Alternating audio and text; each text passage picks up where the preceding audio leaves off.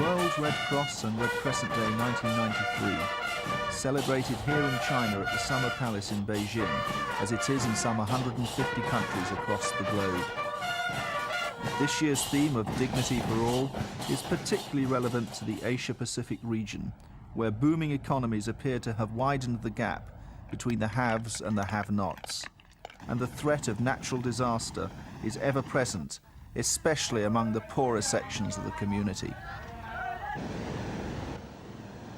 Red Cross and Red Crescent staff and volunteers know what can be achieved by working together to improve the situation of the most vulnerable.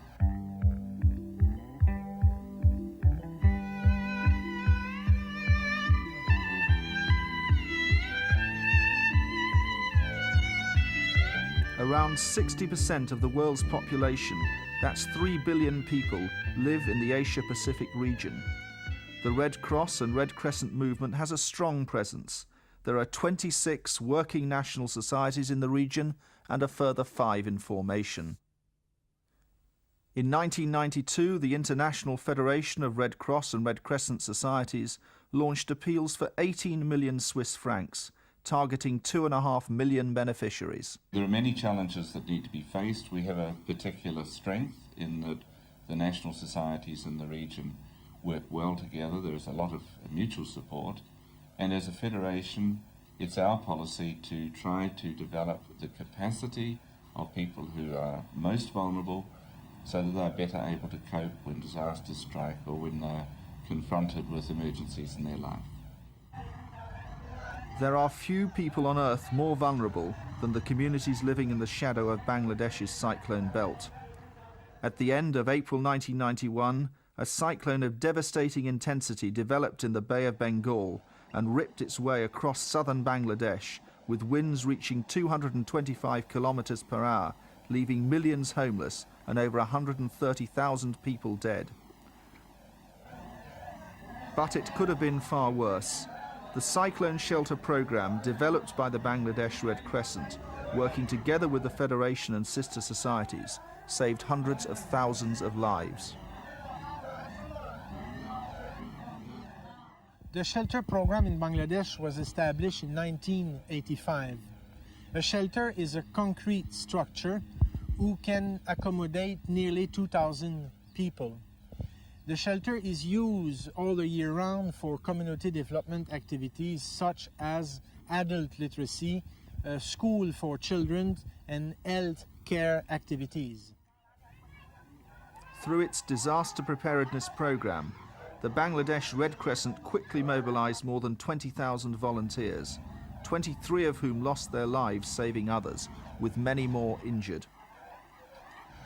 The response from Red Cross and Red Crescent societies and the international community to the Federation's appeal was rapid and generous, with support coming from over 40 countries and the EEC. I think the main lesson learned from that cyclone was the importance of having trained volunteers at the village level. At the time of the cyclone, the Bangladesh Red Crescent were having over 20,000 volunteers. The plans for the future are to bring those amount of volunteers to 30,000, plus building additional shelters. China, too, is a land beset by natural disasters. This map shows where major earthquakes, floods, typhoons and snows have occurred since 1990.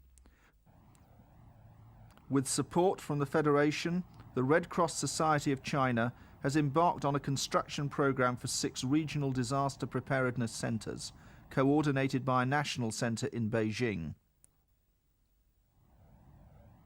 At Hangzhou in Zhejiang province, the first center was completed at the end of 1991 and has since been put comprehensively to the test.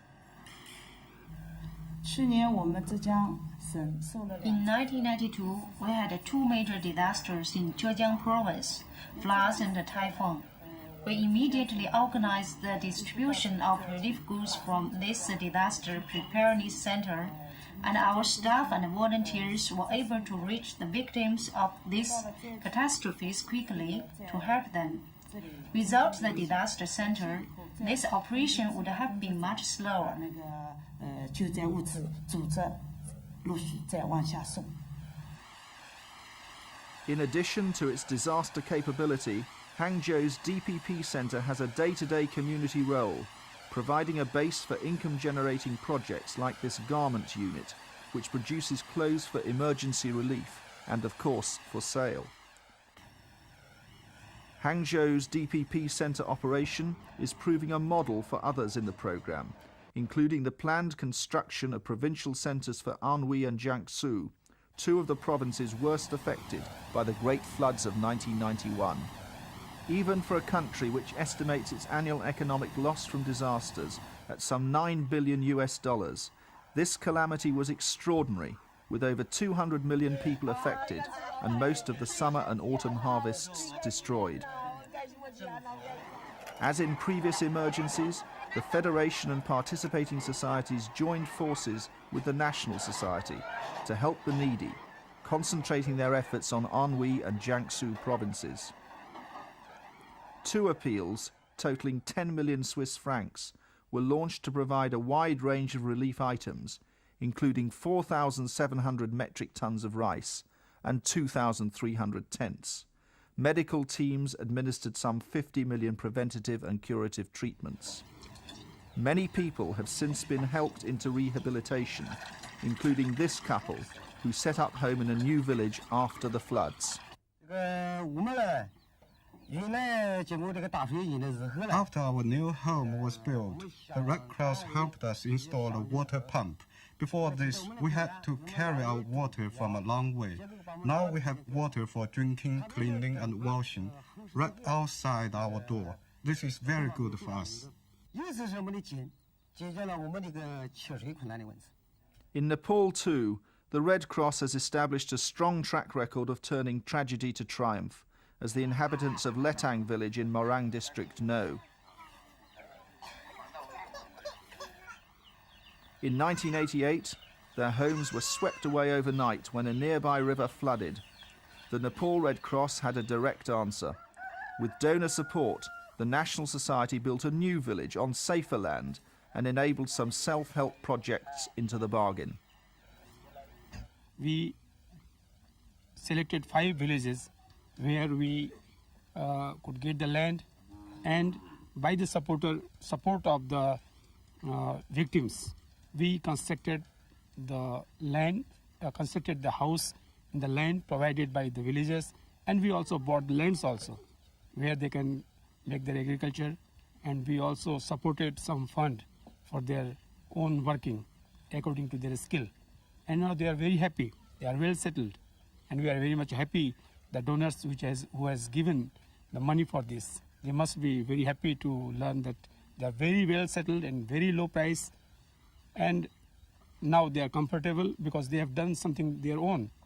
They have taken the loan from the Agriculture Development Bank, and they have got very good livestock. Across Nepal, the Red Cross works hard on programs to help communities in one of the world's poorest countries. Often projects are both community and health-based. The Society runs community projects in 32 of the country's 75 districts, including women's development and income generation. The Kaski Red Cross is trying to improve the people's life by giving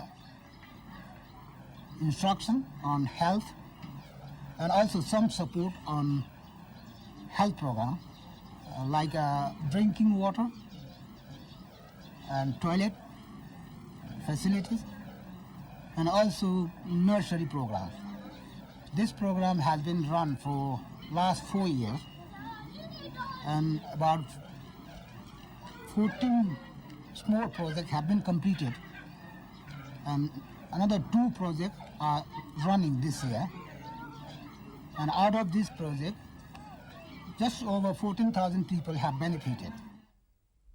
Elsewhere in the region, community and health programs also go hand in hand, particularly Cambodia, where the Federation has established a network of district health support units. The work involves direct contact with vulnerable groups, focusing on primary health care in rural areas, a grassroots approach to building Red Cross activity and commitment. Training is another vital aspect of the programme, and covers first aid courses like this one, where 2 volunteers are participating in a mother and child health exercise.